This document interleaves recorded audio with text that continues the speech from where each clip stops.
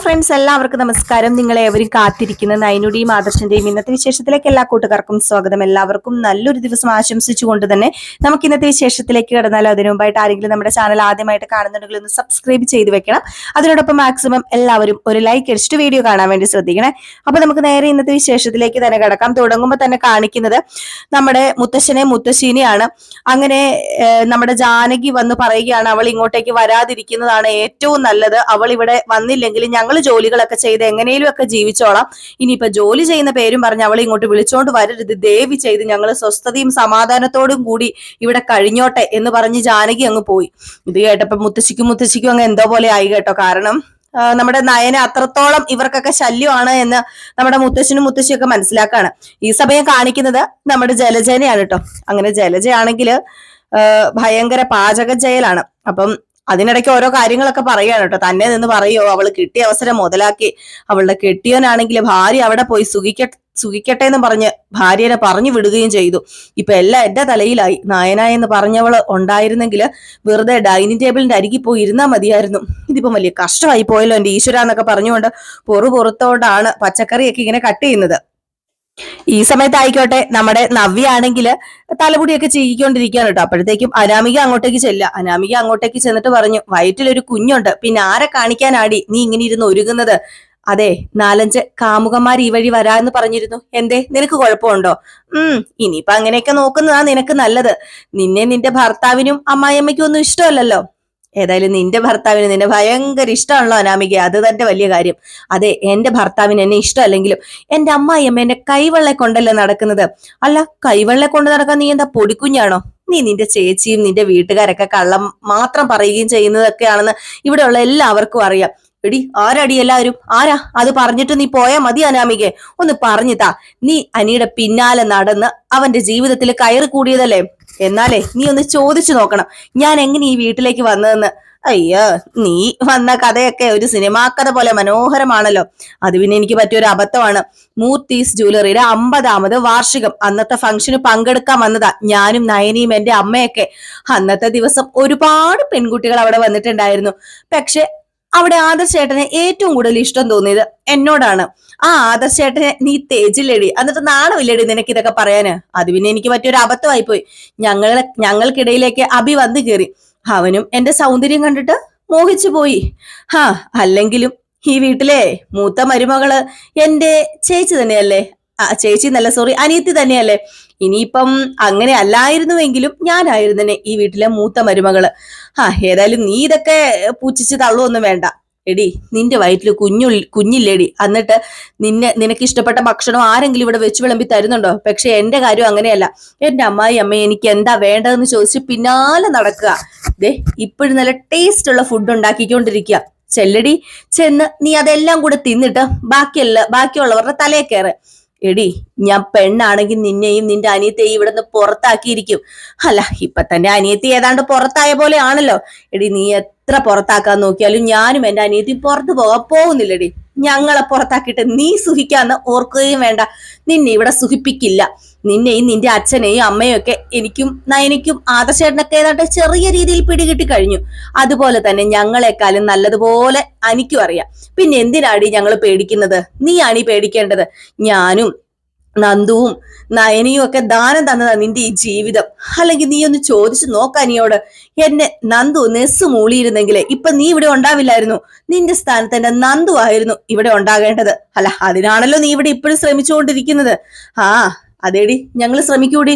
നിന്റെ ഈ വൃത്തികെട്ട സ്വഭാവത്തിന് നന്ദു വന്നില്ലെങ്കിലും അനി വേറെ ഏതെങ്കിലും പെൺകുട്ടീനെ കല്യാണം കഴിച്ചുകൊണ്ട് വരും. അതാ എനിക്ക് തോന്നുന്നത്. ഇനിയിപ്പൊ നന്ദുവിനെ ആണെങ്കിലും ഇനിയിപ്പൊ ഞങ്ങക്ക് കുഴപ്പമില്ലടി. നീ ചെവിയിൽ നുള്ളിക്കോടി. നിന്റെ ജീവിതം അധിക കാലം ഇവിടെ കാണില്ലടി എന്നൊക്കെ പറഞ്ഞിട്ട് നമ്മുടെ നവ്യ അങ്ങ് പോയിട്ടോ. അനാമിക ഇങ്ങനെ തുറപ്പിച്ച് നോക്കിക്കൊണ്ടിരിക്കുകയാണ്. ഏതായാലും ഇത് കഴിഞ്ഞ് പിന്നെ കാണിക്കും നമ്മുടെ അനാമിക ഡൈനിങ് ടേബിളിൽ ഇരുന്ന് ഫുഡൊക്കെ കഴിക്കാൻ തുടങ്ങുകയാണ്. നല്ല മണം അടിക്കുന്നുണ്ടല്ലോ, നല്ല ടേസ്റ്റി ഫുഡാണെന്ന് തോന്നുന്നു എന്ന് പറഞ്ഞ് ഫുഡ് എടുത്ത് കഴിക്കാൻ തുടങ്ങിയപ്പോ പെട്ടെന്ന് നവ്യ അങ്ങോട്ട് വന്നിട്ട്, അതെ, നീ നിന്റെ ഫുഡ് കഴിച്ചാൽ മതി, എന്റെ ഫുഡ് എടുക്കണ്ട. നിന്റെ ഫുഡോ? എന്നാ ആര് പറഞ്ഞു ഇത് നിന്റെ ഫുഡാണോ? അതെ, ഇരിക്കുന്ന നിനക്ക് നിന്റെ അമ്മായിയമ്മ ഉണ്ടാക്കി തന്ന ഫുഡ്, ഇത് എന്റെ അമ്മായിയമ്മ ഉണ്ടാക്കി തന്ന ഫുഡാ. അല്ലെങ്കിൽ വരുന്നു അവരോട് ചോദിച്ചു നോക്ക് എന്നിങ്ങനെ പറഞ്ഞു. അപ്പോഴത്തേക്കും നമ്മുടെ അനാമിക ചോദിച്ചു, അല്ലമ്മേ ഇതാര് ഉണ്ടാക്കിയ ഫുഡാ? അത് പിന്നെ ഇത് ജലജ ഉണ്ടാക്കിയ ഫുഡാ. അല്ല അന്ന് വെച്ച് ഇപ്പൊ മോള് കഴിച്ചെന്ന് ഓർത്തോണ്ട് കുഴപ്പമൊന്നും ഇല്ലാന്ന് പറഞ്ഞു ജാനകി. അപ്പോഴത്തേക്ക് നമ്മുടെ നവ്യ പറഞ്ഞു, ആര് പറഞ്ഞു കുഴപ്പമില്ലെന്ന്? അതെ, ഞാൻ നിങ്ങൾ ഫുഡ് ഉണ്ടാക്കിക്കൊണ്ടിരുന്നപ്പോ അങ്ങോട്ടേക്ക് വന്നില്ലേ, അപ്പൊ നിങ്ങൾ എന്നെ ഇൻസൾട്ട് ചെയ്ത് വിട്ടതല്ലേ, അതുകൊണ്ട് എന്റെ അമ്മായിയമ്മ ഉണ്ടാക്കിയ ഫുഡ് ഇവള് കഴിക്കണ്ട. അപ്പോഴത്തേക്കും ജാനകി പറഞ്ഞു, മോളെ അനാമികെ, അത് മോള് കഴിക്കണ്ട, മോൾക്ക് ഇഷ്ടപ്പെട്ടാക്കി ഞാൻ ഉണ്ടാക്കി വെച്ചിട്ടില്ലേ, അത് മോള് കഴിച്ചാ മതി. അപ്പോഴത്തേക്കും നവ്യം പറഞ്ഞു, എന്റെ ഫുഡിൽ വെറുതെ കണ്ണു വെക്കണ്ട, നീ അത് കഴിച്ചോ. ദേ, എനിക്കിവിടെ ഫുഡ് ഉണ്ടാക്കി തരാൻ ആൾക്കാരൊക്കെ ഉണ്ടെന്ന് നിനക്കിപ്പോ മനസ്സിലായല്ലോ, എന്റെ അമ്മായിയമ്മ എനിക്ക് ഫുഡ് ഉണ്ടാക്കും. അപ്പോഴത്തേക്ക് ജാനകി പറഞ്ഞു, കൊച്ചു പെണ്ണാണെന്ന് പരിഗണന ഇല്ലാതെയാണോ നവ്യ നീ ഓരോന്ന് സംസാരിക്കുന്നത്? അയ്യോ, ഒരു കൊച്ചു പെണ്ണ്, അങ്ങനെ കൊച്ചു പെണ്ണായിരുന്നെങ്കിൽ ഇവളെ ഇങ്ങോട്ട് കൊട്ടിച്ചു വിടുമായിരുന്നോ? ഇവള് വലുതായതുകൊണ്ടാ ഇവളെ പിടിച്ച് കെട്ടിച്ചത്. അപ്പോഴത്തേക്ക് ജാനകി പറഞ്ഞു, ഇവളോടൊക്കെ സംസാരിക്കാതിരിക്കുന്നത് നല്ലത്. മോളെ അനാമിക, മോള് കഴിക്ക്. ഇല്ലമ്മേ, ഞാൻ ഇവൾക്കൊപ്പം ഇരുന്ന് കഴിക്കുന്നില്ല, ഇവൾക്കൊപ്പം ഇരുന്ന് കഴിക്കേണ്ട കാര്യം എനിക്കില്ല എന്ന് പറഞ്ഞുകൊണ്ട് അനാമിക എണീറ്റ് പോയപ്പോഴത്തേക്കും അവിടെ മൂർത്തി മുത്തശ്ശനും വസന്തര മുത്തശ്ശിയും വന്നപ്പോഴത്തേക്കും നവ്യ പറഞ്ഞു, എനിക്കൊപ്പം ഇരുന്ന് ഭക്ഷണം കഴിക്കാനേ അവക്ക് മടിയാ എന്നിങ്ങനെ പറഞ്ഞപ്പോഴത്തേക്കും നമ്മുടെ മൂർത്തി പറഞ്ഞു, നിങ്ങൾ പുതിയതായിട്ട് കയറി വന്ന മരുമക്കളാണ്, അതുകൊണ്ട് നിങ്ങൾക്കറിയില്ല, പക്ഷെ ഈ മരുമക്കൾക്കും മക്കൾക്കും ഒക്കെ അറിയാം. ഈ വീട്ടിലെല്ലാവരും ഒരുമിച്ചിരുന്ന ഭക്ഷണം കഴിക്കുന്നത്. മോള് വന്നതിന് ശേഷവും ഏതാണ്ട് അതുപോലെയൊക്കെ തന്നെയായിരുന്നു. ഒരാൾ വന്നില്ലെങ്കിൽ അവർക്ക് വേണ്ടി മറ്റൊരാൾ കാത്തിരിക്കും. അങ്ങനെ ആയിരുന്നല്ലോ. ഇപ്പൊ എന്താ ഇവിടെ ഇത്രയും പ്രശ്നങ്ങളും കാര്യങ്ങളും ഒക്കെ? തോന്നിയ പോലെ ആയല്ലേ, തോന്നിയ പോലെ. ഓരോരുത്തർ അവരുടെ സമയത്താ കഴിക്കുന്നത്, കാലത്തിന്റെ ഓരോരോ മാറ്റങ്ങളെ. അതുകൊണ്ട് ഞാനത് വലിയ കാര്യമാക്കുന്നൊന്നുമില്ല, നിങ്ങളുടെ ഇഷ്ടം. ഇപ്പൊ പഴയ പോലെ വീട്ടിലെ ചിട്ടകളൊക്കെ ആകണമെന്ന് ഞാൻ വാശിയും പിടിക്കുന്നില്ല. നിസ്സാര കാര്യത്തിനാണല്ലോ ഈ വഴക്കൊക്കെ ഉണ്ടാക്കുന്നത്. ആ ഒരു വഴക്കങ്ങ് ഒഴിവാക്കണം. ദേ മുത്തശ്ശ, ഞാനൊന്നും വഴക്കുണ്ടാക്കാൻ പോകുന്നില്ല.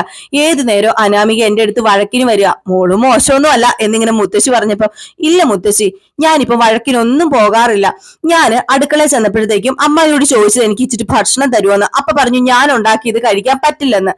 അപ്പൊ പിന്നെ ഞാന് തിരിച്ചെന്തെങ്കിലും പറഞ്ഞില്ലെങ്കിൽ എന്താകും? എനിക്ക് എന്തെങ്കിലും പറയണ്ടേ?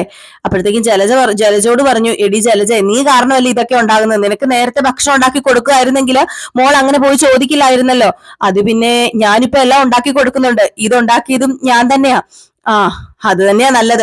ഇനി നീ എല്ലാം ചെയ്തു കൊടുക്കണം, നവ്യയുടെ കാര്യങ്ങളെല്ലാം നീ നോക്കണം. പിന്നെ മോളോട് എനിക്കൊരു കാര്യം പറയാനുള്ളത്, മോള് ദേഷ്യമൊക്കെ കുറയ്ക്കണം കേട്ടോ. ദേഷ്യമൊക്കെ മനസ്സിൽ വെച്ചുകൊണ്ട് നടക്കരുത്.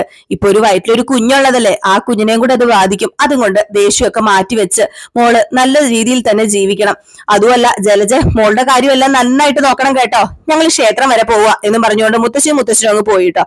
അപ്പോഴത്തേക്കാണെങ്കിൽ നമ്മുടെ നവ്യ അവിടെ ഇരുന്ന് വെട്ടി വിഴുങ്ങാണ്. അപ്പോഴത്തേക്കും ജലജ ഇങ്ങനെ നോക്കിക്കൊണ്ട് നിൽക്കാം. അപ്പൊ നവ്യ പറഞ്ഞു, ഫുഡ് നല്ല സൂപ്പറാണ് കേട്ടോ, ഉച്ചയ്ക്ക് എന്താ വേണ്ടതെന്ന് ഞാൻ എന്റെ അമ്മായിയമ്മയോട് പറയാം, അതനുസരിച്ച് എനിക്ക് ഉണ്ടാക്കി തന്നാ മതി എന്ന് പറഞ്ഞിട്ട് ഭയങ്കരമായിട്ട് കഴിക്കാണ്. നമ്മുടെ ജലജയ്ക്കും ജാനകിക്കും ദേഷ്യം വന്ന് നിൽക്കുകയാണ് കേട്ടോ. ഇതേ സമയം പിന്നെ കാണിക്കുന്നതെന്ന് പറഞ്ഞിട്ടുണ്ടെങ്കിൽ നമ്മുടെ രേവതിനെ വിളിച്ച് പരാതി പറയുകയാണ് അനാമിക. ഏതായാലും ഈ പരാതിയൊക്കെ കേട്ട് കഴിഞ്ഞപ്പോഴത്തേക്കും നമ്മുടെ രേവതി ഒരു മാർഗം ഉപദേശിക്കാണ് കേട്ടോ. മോളൊരു കാര്യം ചെയ്യും, കുറച്ച് എണ്ണ എടുത്ത് അങ്ങോട്ട് ഒഴിച്ചു കഴിയുമ്പോഴത്തേക്കും അവള് വരും. അവള് വന്നു കഴിഞ്ഞാൽ അതിന്റെ പൊക്കത്ത് കയറി അവള് വീഴും. അതോടുകൂടി നാശം അങ്ങ് തീരട്ടെ. ആ കുഞ്ഞങ്ങ് പോയി കഴിഞ്ഞിട്ടുണ്ടെങ്കിൽ അവളുടെ അഹങ്കാരം അങ്ങ് നിൽക്കൂലോ എന്നൊക്കെ പറഞ്ഞിട്ട് ഫോൺ കട്ട് ചെയ്തപ്പോഴത്തേക്കും അനാമികയും നല്ലൊരു ഐഡിയ തന്നെയാണല്ലോ എന്ന് ഓർത്തുകൊണ്ട് നമ്മുടെ അനാമിക എന്ത് ചെയ്തു, എണ്ണയൊക്കെ എടുക്കാൻ പോയി. ഈ സമയത്ത് വേണു വന്ന് ചോദിക്കാണ് കേട്ടോ നമ്മുടെ രേവതിയോട്, എന്താ രേവതി പ്രശ്നം? എന്താ മോൾക്ക് വീണ്ടും അവിടെ പ്രശ്നം തന്നെയാണോ? എന്ത് ചെയ്യാനാ, അവിടെ ഉണ്ടല്ലോ 2 നശൂർണം. ഒരെണ്ണം പോയി, പക്ഷെ ഒരെണ്ണം അവിടെ ഉണ്ടല്ലോ. നവ്യ അഹങ്കാരത്തിന് കൈയും കാലും മുളച്ച ഒരെണ്ണം. അവള് മോളെ എന്തൊക്കെയോ പറഞ്ഞു, ആഹാരം കഴിച്ചതിന് വരെ കുറ്റപ്പെടുത്തി. അതുകൊണ്ടേ ഞാനൊരു ചെറിയ ഐഡിയ പറഞ്ഞു കൊടുത്തു, കുറച്ച് എണ്ണ ഒഴിക്കാന്.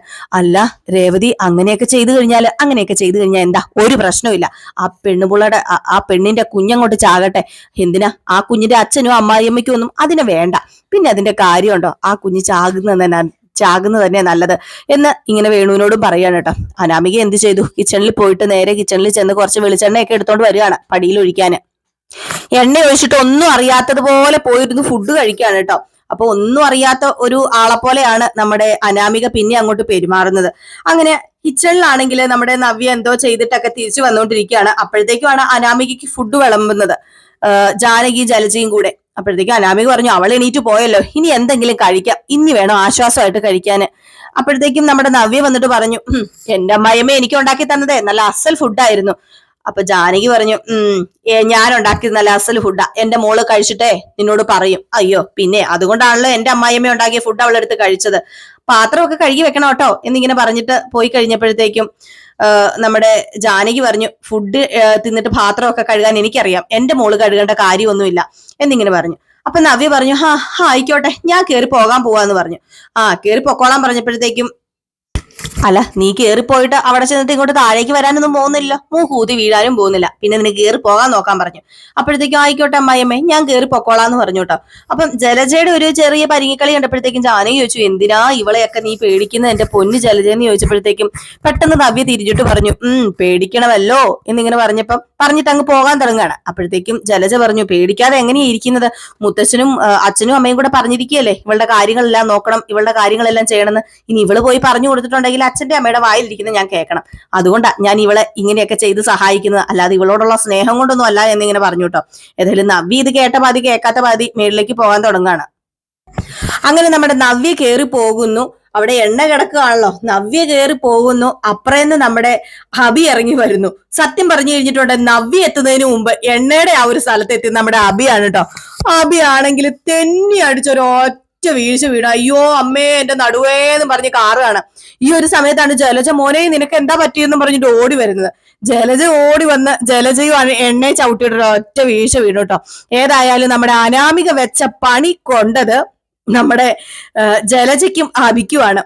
ഏതായാലും ഈ ഒരു സമയത്ത് ജലജ പറഞ്ഞു എടി നീ അല്ലേടി നവ്യ എണ്ണ ഒഴിച്ചിട്ട് ഞങ്ങളെ വീഴ്ത്താൻ വേണ്ടിയല്ലേ, മനഃപൂർവ്വം ചെയ്തല്ലേടി എന്ന് പറഞ്ഞപ്പോ എനിക്ക് അതിന്റെ കാര്യമൊന്നും ഇല്ലാന്ന് പറഞ്ഞു.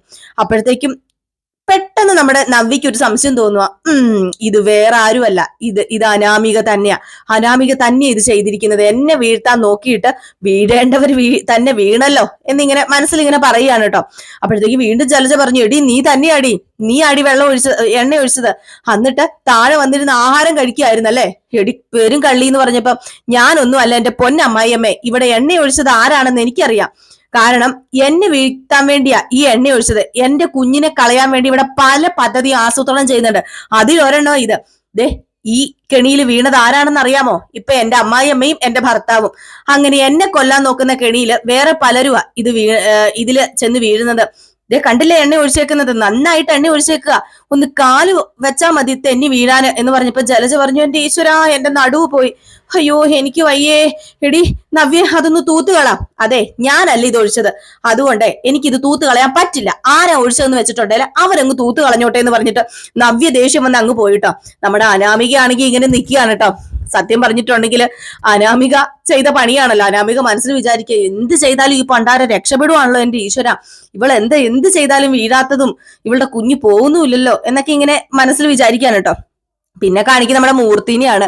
അങ്ങനെ നമ്മുടെ മൂർത്തിയുടെ അടുത്തേക്ക് ആദർശ് വന്നിട്ട് പറയാണ് അമ്മേനെ റൂമിലേക്ക് മാറ്റി, പ്രശ്നമൊന്നും ഇല്ലാന്ന് പറഞ്ഞപ്പം അപ്പൊ പ്രശ്നമൊന്നും ഇല്ലല്ലേ, ഏതായാലും പ്രാർത്ഥന ദൈവങ്ങൾ കേട്ടല്ലോ, ഇനി ഏതായാലും നയനമോളെയും കൂടി ഈ വീട്ടിലേക്ക് കൊണ്ടുവന്നാലേ ഒരു സമാധാനം ആവത്തുള്ളൂ, മോനൊരു കാര്യം ചെയ്യ്, നയനമോളെ പോയി വിളിച്ചോണ്ട് വാ, ഇനിയിപ്പം ദേവയാനിയുടെ പ്രശ്നങ്ങളൊക്കെ തീർന്നല്ലോ, അതുകൊണ്ട് പ്ലീസ് മോൻ പോയി വിളിച്ചോണ്ട് വാ നയനമോളെ, അവളില്ലാതെ ഒരു രസമില്ല. അല്ല അത് അമ്മയ്ക്ക് ഇഷ്ടമാവില്ലല്ലോ മുത്തച്ഛ, അങ്ങനെ നയനേനെ കൊണ്ടുവന്ന് കഴിഞ്ഞിട്ടുണ്ടെങ്കിൽ അത് ഒരു വലിയ പ്രശ്നമാവില്ലേ, അല്ല നിനക്ക് ഇഷ്ടമല്ലായ്മ വല്ലതും ഉണ്ടോ, എനിക്ക് ഇഷ്ടമല്ലായ്മ ഉണ്ടോന്ന് അതെന്ത് ചോദിക്കുന്നത്, എനിക്ക് അവൾ ഇവിടെ ഉള്ളതല്ലേ ഇഷ്ടം, പിന്നെ ഞാൻ മലയ്ക്ക് പോയിട്ട് വരുന്നത് വരെ അവൾ ഇവിടെ വേണ്ടാന്നല്ലേ അമ്മ പറഞ്ഞത്, അതുകൊണ്ട് അവൾ ഇവിടെ വരാതിരിക്കുന്നതല്ലേ നല്ലത്, അല്ല എങ്കിലും മോൻ പോയി ഒന്ന് വിളിച്ചു നോക്ക്, ഒന്ന് വരാൻ പറയേ മുത്തശ്ശ. അത് വേണ്ട, അവള് വരില്ല, അവളെ വെറുതെ വിളിക്കാന്നതേ ഉള്ളൂ, അവള് പറഞ്ഞതാ അമ്മയുടെ ഇഷ്ടം പോലെ തന്നെ ഞാൻ അവിടെ നിന്നോളാമെന്ന്. അപ്പോഴത്തേക്കും ഇതെല്ലാം നമ്മുടെ അനാമിക നിന്ന് കേൾക്കുകയാണ് കേട്ടോ. അപ്പൊ അനാമിക മനസ്സിൽ വിചാരിക്കുക അവള് വരാൻ പാടില്ല, ഇപ്പോഴല്ല ഇനി ഒരിക്കലും അവള് വരരുത്, അവള് വന്നു കഴിഞ്ഞിട്ടുണ്ടെങ്കിൽ ഞങ്ങളുടെ സമാധാനമാണ് പോകുന്നത് എന്നിങ്ങനെ മനസ്സിൽ വിചാരിച്ചിട്ട് അങ്ങ് പോയിട്ടോ. അപ്പൊ ഈ ഒരു സമയത്ത് നമ്മുടെ മൂർത്തി പറഞ്ഞു എനിക്കും മുത്തശ്ശിക്കും അവളെ കാണണമെന്നുണ്ട്, ഒന്ന് പോയാലോ എന്ന് തോന്നുക, എന്തോ മോളില്ലാത്തത് കൊണ്ട് എന്തൊക്കെയോ കുറവുള്ളത് പോലെ തോന്നുക, ആ കുറവ് അമ്മയ്ക്കും കൂടെ ഫീൽ ചെയ്യുമായിരുന്നെങ്കിൽ എല്ലാം നേരെ ആയേനെ, അതിനുള്ള അവസരം വരും മോനെ, ഇപ്പൊ തന്നെ മോളുടെ വീട്ടിൽ പോയി നിൽക്കുന്നത് നന്നായി എന്നാ ചിലരൊക്കെ പറയുന്നത്, പിന്നെ അടുക്കള കയറി കഷ്ടപ്പെടുന്നതിൽ അസ്വസ്ഥരൊക്കെയാണ് ഇവിടെ ഉള്ളവര്, എങ്കിൽ പോലും അതൊന്നും പുറത്ത് കാണിക്കുന്നില്ലെന്നേ ഉള്ളൂ. എന്നാലും നയന വരില്ല, നയന ഇങ്ങോട്ടേക്ക് വരാതിരിക്കുന്നത് തന്നെ നല്ലതെന്ന് എനിക്കും തോന്നുന്നത്, അവളുടെ ഇമ്പോർട്ടൻസ് എന്താണെന്ന് ഈ വീട്ടിലുള്ള ഓരോരുത്തരും മനസ്സിലാക്കണം. അങ്ങനെ മനസ്സിലാക്കി കഴിയുമ്പോൾ എല്ലാവർക്കും നയനയുടെ വില മനസ്സിലാകും. എന്നിട്ട് നയന ഇങ്ങോട്ടേക്ക് വരുന്നത് തന്നെ ആയിരിക്കും മുത്തശ്ശ നല്ലത് എന്ന് പറഞ്ഞിട്ട് അങ്ങ് പോവുകയാണ് കേട്ടോ നമ്മുടെ ആദർശ്. മുത്തശ്ശനാണെങ്കിൽ നയനയെ കാണാത്തതിന്റെ സങ്കടത്തിൽ ഇങ്ങനെ ഇരിക്കുകയാണ്. അപ്പം രണ്ടുപേരും കൂടെ പ്ലാൻ ചെയ്യാണ് നമ്മുടെ നയനയുടെ വീട്ടിലേക്ക് പോകാൻ വേണ്ടി. കാത്തിരുന്ന് തന്നെ കാണാം, മുത്തശ്ശിയും മുത്തശ്ശനും കൂടെ നയനയുടെ വീട്ടിൽ പോകുമ്പോഴായിരിക്കും ആ ഒരു സത്യം മനസ്സിലാക്കുക. ഏതായാലും കാത്തിരിക്കാല്ലേ. അപ്പൊ എല്ലാവരും കാത്തിരിക്കുക. എല്ലാവർക്കും വീണ്ടും നല്ലൊരു ദിവസം ആശംസിച്ചുകൊണ്ട് നിർത്തുന്നു. കുറച്ച് സ്പീഡ് കൂടി പോയെന്ന് തോന്നുന്നു, ഞാൻ പെട്ടെന്ന് പറഞ്ഞു തീർത്താണ്. രാവിലെ നമ്മളൊരു പ്രമോവിശേഷം ഇട്ടിട്ടുണ്ടായിരുന്നു, ഏകദേശം അതുപോലെയൊക്കെ തന്നെയാണ് കഥ വന്നിരിക്കുന്നത്. എങ്കിലും നമ്മൾ ഇന്ന് ഡയലോഗ് സഹിതം പറയുന്നത് കൊണ്ടാണ് കേട്ടോ ഞാൻ നിങ്ങളുടെ മുമ്പിൽ വീണ്ടും കഥ പറയാൻ വേണ്ടി എത്തിയത്. അപ്പം അടുത്ത വിശേഷവുമായിട്ട് കാണാം. അതുവരെ എല്ലാവർക്കും ടാറ്റാ, ബൈ ബൈ.